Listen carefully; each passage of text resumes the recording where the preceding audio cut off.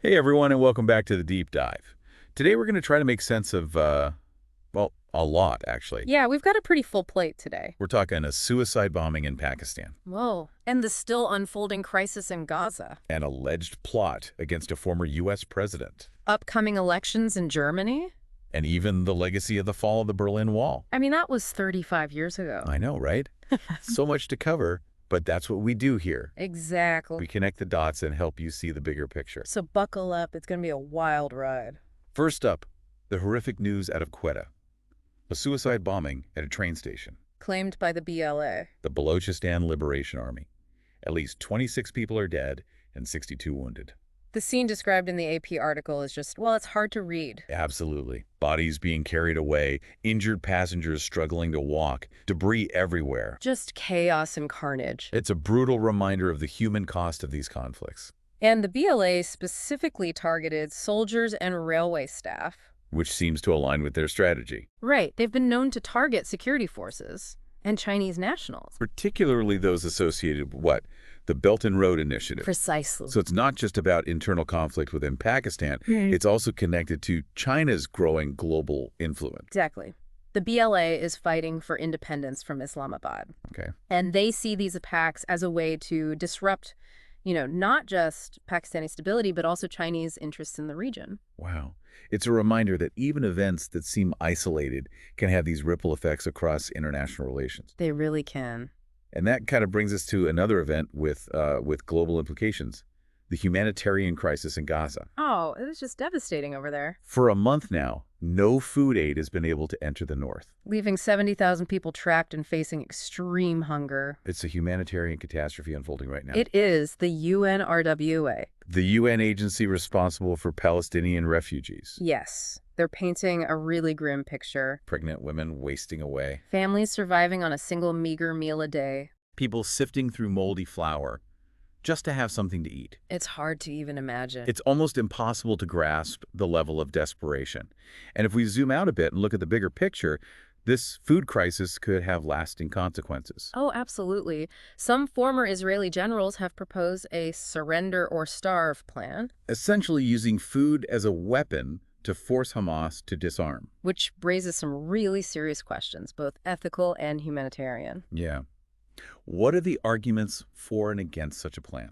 Well, those who support it argue that it's the only way to pressure Hamas into disarmament and prevent further violence. Okay. They believe that by cutting off supplies, they can force the group to surrender. So it would end the conflict. Right. However, critics argue that it's a form of collective punishment, That will disproportionately harm civilians especially women and children. Right. And they worry that it will only deepen resentment. and fuel further extremism. Exactly. It's a very complex issue. There are really no easy answers. And the potential consequences, they are far-reaching. A stark reminder of the moral dilemmas involved in these conflicts. Speaking of moral dilemmas, there's this alleged Iranian plot to assassinate former U.S. President Trump. It sounds like a spy thriller. Doesn't it? The news came from a DOJ report outlining this alleged plan. An Iranian official allegedly tasked this man named Farhad Shakari with surveilling and ultimately killing Trump. And there's even mention of a plan to target an American journalist who was critical of the Iranian regime. Right. Iran has denied any involvement, Of course. calling it a malicious conspiracy. Of course. But still, the potential consequences are alarming. This could really escalate tensions. It could. And regardless of whether it's true or not, this incident just adds another layer of complexity to an already volatile geopolitical landscape. Absolutely. Every time we turn around, there's another potential flashpoint on the world stage. It seems like it. From possible assassinations to humanitarian crises, it's hard to keep up. It really is. And the truth is, these events are often connected in ways that aren't immediately apparent. Okay, I'm listening. Take, for example, the situation in Germany.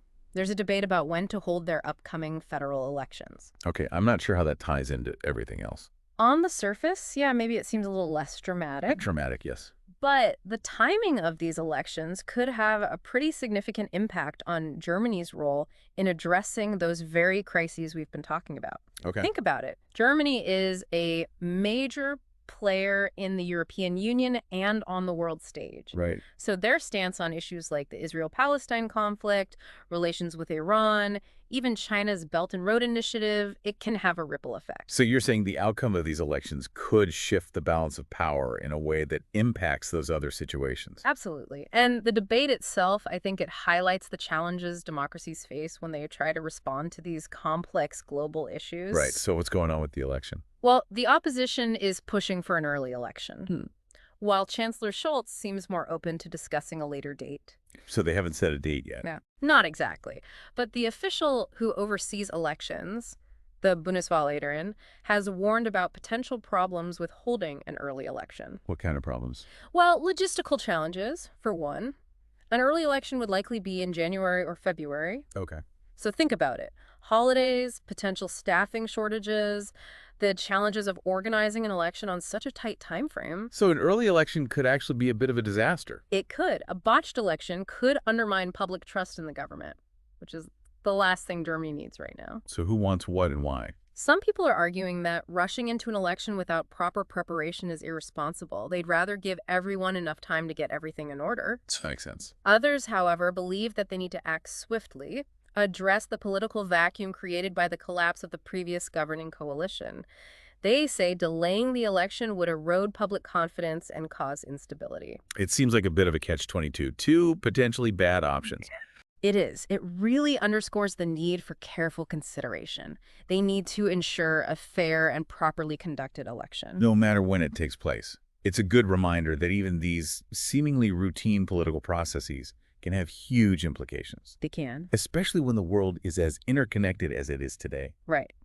Speaking of interconnectedness, Okay. you might be surprised to learn that there's a link between these modern-day political dramas and, well, a historical event that happened 35 years ago. Okay, lay it on me. The fall of the Berlin Wall. Really? I don't see the connection. It all comes down to legacy. Yeah. Anna Kaminski, she's the director of the Bundesstiftung Aufarbeitung. It's an organization dedicated to researching the East German dictatorship. Right. Anyway, she argues that you can't fully understand modern Germany without understanding its East German past. She points out that even decades after reunification, many East Germans still feel disillusioned, even resentful. Interesting. Why? They feel like they've been treated as second-class citizens. Even after all these years. So how does that relate to the current political climate? Well, imagine feeling like your voice isn't being heard, like your experiences and struggles aren't being acknowledged. That kind of resentment, well, it can be a breeding ground for political extremism and polarization. And we're seeing that play out in Germany. Yes. And frankly, in many democracies around the world, people are disillusioned with the status quo and they're looking for alternatives. So the legacy of the Berlin Wall, those unresolved feelings of division and inequality, they are contributing to the political tensions we see in Germany today. Precisely. It's a reminder that history doesn't just disappear. It shapes the present in really profound ways, even if we don't always realize it. And that actually brings us back to the situation in Gaza. Okay. The current humanitarian crisis is, well, it's a tragic consequence of decades of conflict and political impasse. The people of Gaza are caught in this cycle of violence and deprivation. It's clear that a lasting solution, well, it's going to require a fundamental shift in the political landscape. Absolutely. Peace is not just the absence of war. It requires addressing those root causes of conflict and ensuring that everyone's basic needs are met. Right, and those root causes are often deeply intertwined with historical grievances and unresolved conflicts, just like in Germany. Where the legacy of the Berlin Wall is still shaping the political landscape. Exactly. The situation in Gaza is the product of a long and complex history. It's like trying to solve a puzzle without knowing all the pieces. It is. But maybe we can talk about that puzzle more in part 2. How does that sound? Let's do it. It's just fascinating, you know, how all of these events we've been discussing, they're happening all over the world, but they're actually, like, deeply interconnected. You're right. It really highlights how fragile peace and stability can be. I mean, one thing happens over here and suddenly there's a ripple effect over there. It makes you wonder what the future holds. Well, it's definitely possible we're headed for a more, turbulent future. But I think we have to remember that we're not just passive observers here. We can make a difference. Our choices matter. Okay, I like that. Bit of optimism. But seriously, how can we possibly make a difference when the problem seems so big, so complicated? Well, like we've been saying, it starts with understanding, with connecting those dots. We were talking about Germany earlier, the upcoming elections. Yeah. You might be surprised to learn that all of that political drama is actually connected to the legacy of the Berlin Wall. You know, the one that fell 35 years ago. Hmm. I'm not sure I follow. Explain it to me like I'm 5. Okay, imagine your whole world changing overnight. Everything you knew, your identity, your way of life, it all just vanishes. Poof. Yeah, poof. That's what it was like for a lot of East Germans when the Berlin Wall came down. And even though it's been over 3 decades, there are still many people in the former East who feel a sense of loss, like they've been left behind. So you're saying they don't feel like they're fully integrated into the new Germany? Yeah, exactly. And that feeling of being marginalized, of not having a voice, it can breed discontent, extremism. It's one of the factors that's contributing to the rise of, right-wing populism, not just in Germany, but in lots of places in Europe. So even though the Berlin Wall is gone, it's still casting a shadow over German politics.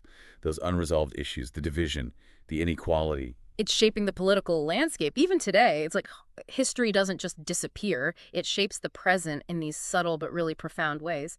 And I think we see a similar thing happening in other parts of the world, like Gaza, for example. Yeah, tell me about that. The humanitarian crisis there. It's the result of decades of conflict and political deadlock.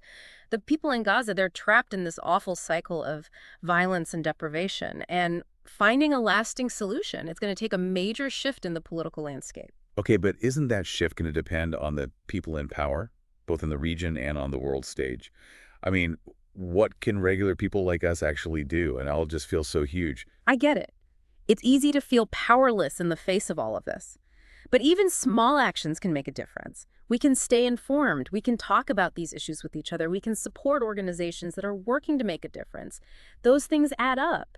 They create momentum for change. So it's about awareness, about putting pressure on our leaders to be more responsible. Exactly. And we have to hold ourselves accountable too. What choices are we making in our own lives? Are we supporting companies that profit from conflict? Are our consumption habits ethical? It's about practicing what we preach. Exactly. And those choices, when millions of people make them, well, they can have a real impact. But it all starts with understanding, with being aware of how connected we all are. And that's where the deep dive comes in. We're trying to help people connect those dots, see how all of these events, even if they seem totally unrelated, are part of a bigger story. That's right. And when we understand that story, when we see the big picture, we can start to see how we can play a role in shaping a more just and peaceful future. I like that. Speaking of stories, I have to ask about this alleged Iranian plot to kill Trump. What do you make of it? It's pretty crazy, right? It is. It's a real attention grabber. We have to remember these are just allegations. Right. But the fact that it's being investigated at all, well, it speaks volumes about the level of mistrust between the U.S. and Iran. And that mistrust has been building for decades, hasn't it? It has. The U.S. pulling out of the Iran nuclear deal in 2018, that was a turning point, a real shift in U.S. policy. More sanctions, more military activity. Exactly. And that's had a ripple effect throughout the whole region. It's made finding a diplomatic solution even harder. So what now? Honestly, it feels a bit like a chess match where every move could escalate the conflict. And if this assassination plot is true, well, that would be a huge escalation. A scary thought. It is. But we can't give in to fear and assume that war is inevitable. There are people on both sides working to de-escalate the situation, trying to find a peaceful path forward. So there's still hope. There is. Hope isn't just an emotion, it's a call to action. It means we can't afford to just sit around and hope for the best. We have to work for it. And that work can take many forms. Right, it can. Supporting peace organizations, talking to people who have different views than our own, things like that. Building bridges instead of walls. Exactly. And remembering that no matter where we come from, what we believe, we're all in this together. But let's shift gears for a bit and talk about something more concrete. The elections in Germany. Ah, yes. The political drama in Berlin.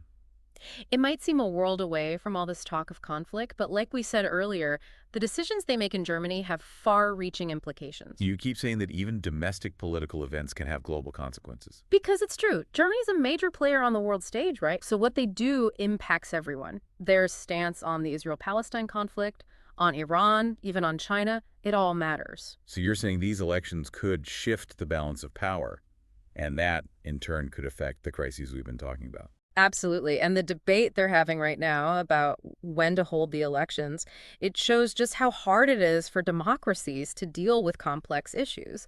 The opposition wants an early election. They say the current government can't handle things. So who's going to steer the ship? Right. And the stakes are high. Germany's decisions, whether it's about sanctions, military aid, climate change, they have a ripple effect. So every election, no matter where it is, has the potential to make history. That's why we have to be informed. We have to be involved. We can't just leave it all up to the politicians, you know? Yeah, We have to make our voices heard. It's not just about voting. It's about being an active part of the whole process. Exactly. Understanding the issues, talking about them, advocating for what we believe in. But let's get back to the crisis in Gaza. We were discussing this surrender starve plan. Yeah, Using food as a weapon. It's a truly horrible concept. absolutely. It's hard to imagine how anyone could think that's okay. Well, the people who support it say it's the only way to force Hamas to disarm, to stop the violence, cut off the supplies, force them to surrender, end the conflict. But isn't that collective punishment? It is, and that's the ethical problem here. Critics argue that this plan would harm innocent people, especially women and children. They say it will just create more resentment, more extremism. It doesn't sound like a very good long-term strategy. It raises some serious questions about what the consequences might be. And it shows that we need a more, a smarter approach to solving conflict, one that prioritizes human rights. So what can the rest of the world do? How do we make sure that people in Gaza have what they need and at the same time work towards a real, lasting peace? That's the million-dollar question. There are no easy answers. But I think the first step is to remember that everyone involved is human, even the people we disagree with politically. It's about empathy then, trying to see things from the other side's perspective. Exactly. And it's about understanding how we got here. We can't just look at what's happening now. We have to know the history that led to this point. It's not just about geopolitics. It's about real people whose lives are being torn apart. It is. And those lives matter. Let's pause there for a minute. We've covered a lot of ground, from Pakistan to Germany and everywhere in between. We have. It's a lot to think about. What surprised you? What connections did you make? How does all of this relate to your own life? Take a moment to reflect. We'll be back in a minute to wrap things up. Welcome back, everyone. It's been quite a deep dive. It has. We've gone from suicide bombings to humanitarian crises, political intrigue to, well, the ghosts of history. A lot to process. It really makes you think about, what it all means. How do these events that seem so disconnected, how do they fit together? What's the bigger story here? That's the question, isn't it? And it's easy to get lost in the complexity of it all, to feel like we're just along for the ride, powerless to change anything. I know what you mean. But that's a dangerous way to think. We're not just passive observers. Our choices, our actions, they can make a difference. So even when faced with these huge, global issues, you're saying we have agency. I am. And if you take away one thing from this deep dive, I hope it's that. Don't give in to apathy. Don't let the world's problems paralyze you. Get involved. Learn. And most importantly, do something. I like that. Be the change you want to see. Right. And that change, it can start with something small, like a conversation, sharing information, challenging our own beliefs, listening to other points of view. That's how we build understanding. It Right? is. And when people are informed, when they're engaged, that's what makes a democracy strong. It's the antidote to extremism. Exactly. And that brings me to something I want to leave you with. We talked about the food crisis in Gaza, the ongoing conflict. So how can all of us ensure that the people there get what they need? Food, water, shelter. And at the same time, how do we work towards a lasting peace? It's a tough question, no easy answers, but it's one we need to keep asking. Yeah, that's a question that'll stay with me. And I hope it inspires all of you to think about these issues, to consider your own role in making the world a better place. I hope so too. And on that note, thank you for joining us for this deep dive. It's been great exploring all of this with you. My pleasure. And remember, this is just the beginning of the conversation. Keep learning, keep questioning, and keep striving for a brighter future. We'll see you next time. If you enjoy our daily news podcast and want to stay updated, don't forget to hit the subscribe button and turn on the bell for notifications. Your support really helps us bring you the latest news every day. Thanks for tuning in, and we'll see you in the next episode.